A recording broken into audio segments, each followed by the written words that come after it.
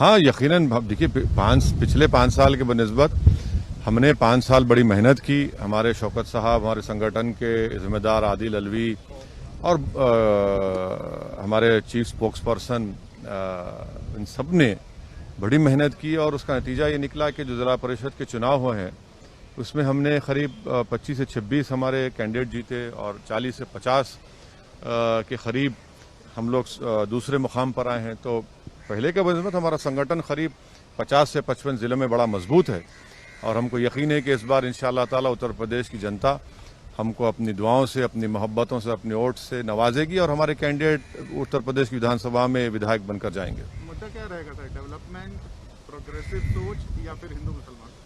अब देखिए, ये हिंदू मुसलमान की बात तो बीजेपी करती है।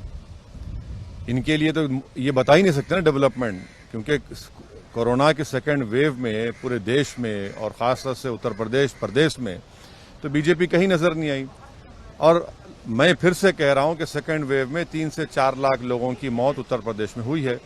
तो गवर्नेंस में नाकाम साबित हुए, महिलाओं के को सुरक्षा प्रोवाइड करने में नाकाम साबित हुए।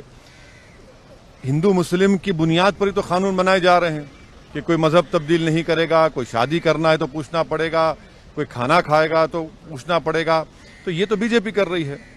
अभी से ही योगी आदित्यनाथ पब्लिक रैली में और मंच पर ये बोलने लग गए हैं कि जो हमने वादे किए थे कि रामलला आएंगे, मंदिर वहीं बनाएंगे, और अब्बा जान और मुसलमानों पर टिक्का टिप्पणी करने लग गए हैं। क्या योगी आदित्यनाथ को ये बताना चाहिए कि उत्तर प्रदेश में मुसलमानों का जो लिटरेसी रेट 58% क्यों है, महिलाओं में सबसे कम मुस्लिम महिलाओं का क्यों है, ग्रेजुएट्स में 2% क्यों है, ड्रॉप आउट रेट में 5th क्लास से 12th क्लास तक 55% क्यों है।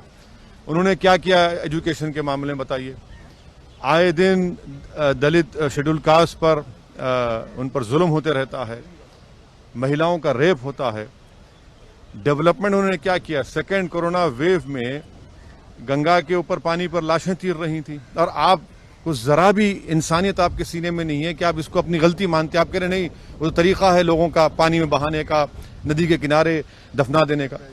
लेकिन क्या आपको लगता है कि जिस तरीके से अभी से ध्रुवीकरण करने की कोशिश की जा रही है उसमें चुनावी मुद्दे देखिए, इसमें आपको और हमको ताजुब होने की जरूरत नहीं। बीजेपी तो करती है और करती रहेगी ना। बीजेपी नहीं चाहती कि उनके गवर्नेंस के फेलियर्स की बात हो। बीजेपी नहीं चाहती कि उत्तर प्रदेश के मुसलमानों पर जो उन्होंने तकालीफ उनको दी, उन पर जो जुल्म किया, और फिर दलित परिवार जो पीड़ित परिवार परेशान है उसके ऊपर बात हो, महिलाओं की। और उत्तर प्रदेश में जो अनएम्प्लॉयमेंट पोर्टल है, 33 लाख लोग अनएम्प्लॉयड है। बताइए कितनों को नौकरी दी आपने।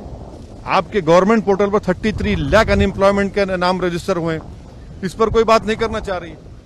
राजभर कहते हैं ओबीसी चेहरा दो, आप कहते हैं मुसलमान चेहरा दो डिप्यूटी के लिए। क्या आप लोग देखिए, हम MIM की पूरी पॉलिटिकल जो स्ट्रगल रही है और इंशाल्लाह रहेगी, वो हिस्सेदारी की लड़ाई है। हम सिर्फ वोट डालने की मशीन नहीं है, अब हम वोट अपने कैंडिडेट को भी डालेंगे और ना सिर्फ उत्तर प्रदेश बल्कि भारत की सियासत में हम अपना हिस्से को हासिल करना चाहते हैं। हिस्सेदारी की हमारी लड़ाई है। तो आप हिस्सेदारी किसके साथ लेंगे, राजभर के साथ, समाजवादी पार्टी के साथ, बीजेपी के साथ? देखिए, बीजेपी के साथ तो जाने का सवाल ही पैदा नहीं होता। समंदर के दो किनारे एक नहीं हो सकते। अब ये दूसरी पार्टियों पर ये उनको सोचना है वो क्या करेंगे। दिल्ली में सर एक सवाल, दिल्ली में मुसलमान विरोधी नारे लगते हैं, उसकी गूंज यूपी तक जाती है, पकड़े भी जाते हैं और बीजेपी के नेता उसमें शामिल होते हैं, अश्विनी उपाध्याय। क्या आपको लगता है कि यही चुनावी मुद्दा बनने वाला आगामी चुनाव यूपी में? पूछिए बीजेपी से कि पार्लियामेंट से 10 कदम के फासले पर मुसलमानों को कत्ल करने की, उनको मारने की बातें की जाती हैं, उनको रुस्वा करने के नारे लगाए जाते हैं और पुलिस को एक्शन लेना पड़ता है 24 घंटे के बाद। ये संसद का साया वहां तक पड़ता है और आप उस साये में खड़े होकर आप इस तरह की गंदगी को बयान करते हैं। तो ये क्यों कह रहे हैं तमाम लोग? इसलिए कह रहे हैं कि उनको मालूम कि सत्ता में जो बीजेपी है वो उनके माई बाप है। एक आखिरी सवाल,